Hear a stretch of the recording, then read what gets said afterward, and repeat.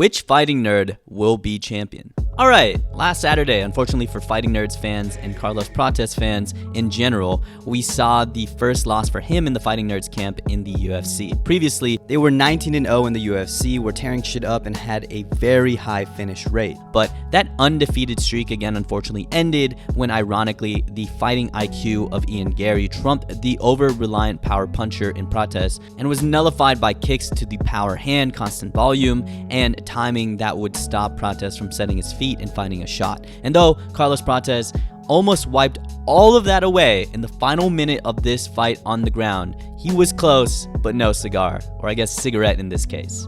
Anyways, with the rise in mostly success we've been seeing recently from the Fighting Nerds, I wanted to go through the Big Four, break down their skill set, and most importantly, compare them to their division and find out which fighting nerd is most likely going to be champion. So starting off with the least likely fighting nerd to become champion is probably Mauricio Ruffy. So we haven't seen much of Ruffy as he's only fought 3 times in the UFC so far, but in the small sample size of fights, the guy has looked extremely creative in there. From his recent spinning wheel kick of Bobby Green at UFC 313, that was picture perfect and probably KO of the year so far, to his scissor sweep and laser right hand and brutal finish in his debut, and crazy striking moments against Yontop. Ruffy is probably the most creative striker in the UFC right now. He's not the least likely fighting nerd to become champion because he's the worst skill-wise. It's just he happens to be fighting in by far the hardest division to become champion, which of course is a lightweight. To even be ranked, he would have to fight a guy like Fiziev, Michael Chandler, or Benoit Saint-Denis. Then after getting ranked, he has the bottom top 10 to worry about, so that's Paddy, Gamrot, or Dan Hooker. If he somehow makes it past those guys, he has to fight and beat a top 5 guy, and those are elite names of Dustin Poirier, Justin Gaethje, Max, Charles, Arman, and though not listed, Ilya as well. And if somehow he gets past those 3 levels, he has the final boss in Islam Makhachev. Becoming a lightweight champion, no matter how good you are, is a video game on nightmare mode where the first level is already difficult as it is, and then every level thereafter is exponentially harder. And there's a couple unknowns, of course, with a fighter this early in his career. The big one is how good his grappling truly is in the UFC. We've seen glimpses of good grappling in his Contender Series fight against a Dagestani, in where he got a dominant position and finished the fight by ground and pound. He's not scared to be in the clinch or even take guys down to the ground momentarily, but again, those were fights outside of the UFC or just in the Dana White Contender Series.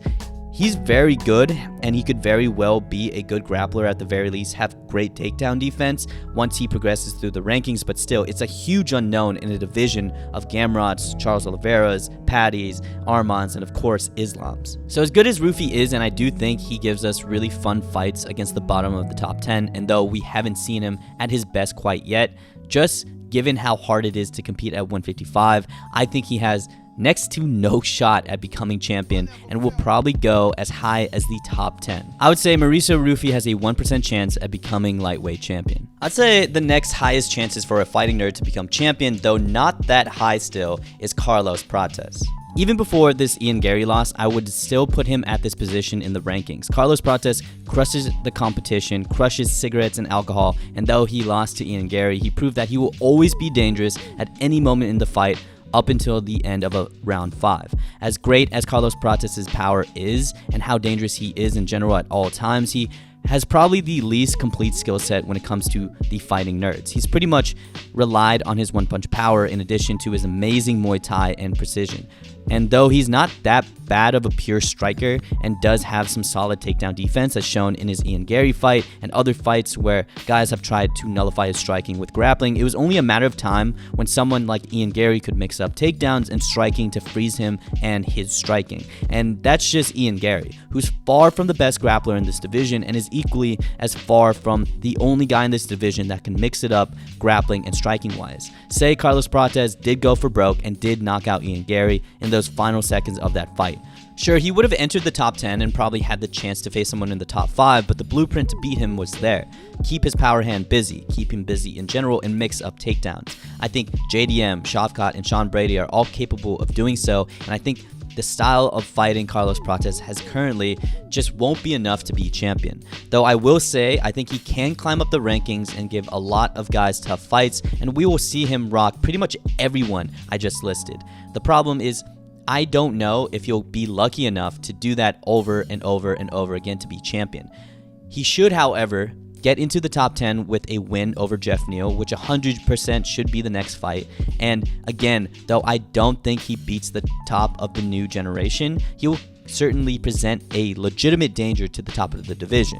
And because welterweight is nowhere near as deep as lightweight, and even though the odds of Carlos Prates knocking out Sean Brady, Shavkat, JDM, or Joaquin Buckley, and then going and knocking out Bilal are next to impossible, I do think those odds are ever so slightly higher than Ruffy going through the nightmare of the lightweight division and beating Islam or Ilya. So if I had to give a percentage chance of Carlos Prates being champion, it would probably be like 5%. Alright, let's get into the fighting nerds that I think can legitimately be champion, or at the very least, I'm very confident that they will at one point fight for the belt. Kyle Berhalo is probably the most well-rounded fighting nerd and has gone the distance the most, as he has had a decent amount of fights where he seeks takedowns and control time. Though, like his fellow fighting nerd, he does have insane power that can just completely shut off people's lights. He's the least reliant on his power amongst the nerds and can completely control fights, period. With that grappling and jiu-jitsu base, he can also finish fights on the ground, and early in his career, he was actually getting more submissions than KOs. With that dual threat, I do think Kyle can go deep, especially in a division like middleweight, where historically it has been a striking deep division, and just being able to initiate takedowns consistently can get you very, very far in this division. So even though he got kind of worked by a 40-year-old Cannonier at times in their fight, Kyle has such a great skill set for this division. I really think Kyle has a solid chance to improve and get a good win over the top of his division. Sean Strickland, Robert Whitaker, and Nasruddin Imavov are all winnable fights for Kyle, in my opinion, and would send him to title contender. Now, the big question is if Kyle can beat the champion, beat a Dricus du Plessis or Khamzat Chimaev. I think he has a decent chance against Dricus du Plessis. He can probably grapple well with DDP and has great power to keep DDP cautious, but I do think he might be outclassed in the striking department, especially with the striking shown in his second Sean fight.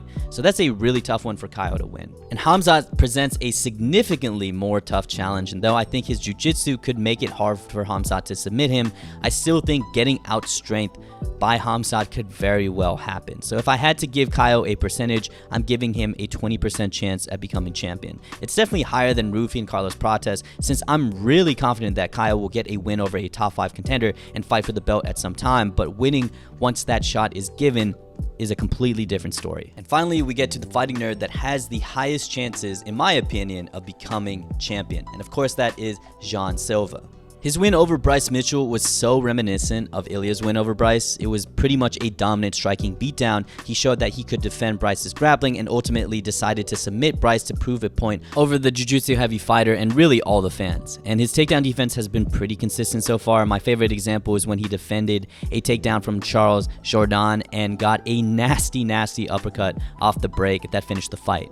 He's confident enough to walk forward, not worry about the grappling, and really impose his style of walk him down and beat him down bad.